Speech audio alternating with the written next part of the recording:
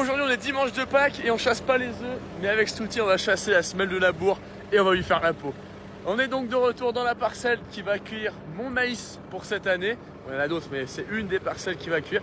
Rappelez-vous, c'est la parcelle sur laquelle là-bas j'avais fait des essais de couverts végétaux sorgho avec différentes façons de travailler la terre. J'avais fait ici un couvert triticale, trèfle et moutarde d'Abyssinie qui a été détruit chimiquement. Ça avait fait débat mais voilà, on y est.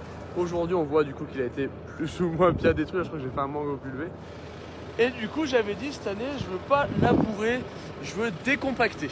Donc on est avec le décompacteur, mon frère est derrière avec les disques parce que si on passe les disques avant je manque d'adhérence parce que c'est des 150 chevaux devant pour un décompacteur où certains mettent 300 chevaux et ça arrive à caler 8000. Donc bon, je me dis qu'on fait comme on peut. Donc c'est sûr que ça n'a peut-être pas tous les intérêts, mais au moins on a quand même décompacté, travaillé en profondeur, cassé la semelle et avec les disques on vient affiner par-dessus. Donc on fait un passage sur deux parce que lui n'a pas le GPS, au moins tout le monde est content.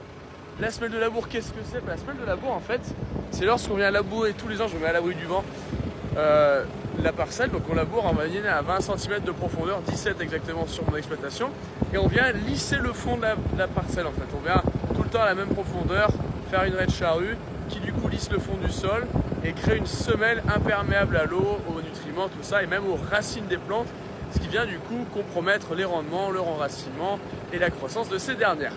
Du coup on a pris cet outil avec des énormes dents comme on peut voir, qui descendent très profond et qui vont venir tout simplement, en gros elles sont comme ça, la terre elle, ça va la soulever, l'éclater et le rouleau derrière vient un peu émietter. Bon globalement on voit que l'effet est limité parce que j'arrive pas à aller assez vite, mais on vient donc exploser cette semelle de labour. Alors pour casser une semelle de labour il y a plusieurs solutions, soit la fissuration mais on n'en est pas équipé, soit du coup la décompaction, ce qui me plaît beaucoup à moi, et sinon il y a une manière plus naturelle. C'est avec des plantes qui descendent, avec des systèmes racinaires dits pivots, par exemple la luzerne ou des gros radis chinois qui vont venir descendre avec leurs racines et en grossissant vont exploser cette semelle de labour, cette compaction, donc ça vient décompacter naturellement. Bon, moi j'avais pas forcément, je n'ai pas testé ces couverts et je voulais vraiment essayer de préparer comme ça cette année. Donc là après ça va être repris à l'herse rotative en travers pour recroiser les passages et on va semer dans la foulée le maïs. Et là quand même le pivotable, pour tous ceux qui disent ça tire rien, et ben j'arrive à l'emmener à 8 km/h ce machin. Et franchement je suis ultra surpris. On a un bon 40 cm de profondeur, hein, je suis à peu près jusque là. Vous pouvez imaginer avec la pointe de la dent, ça fait quand même un gros boulot.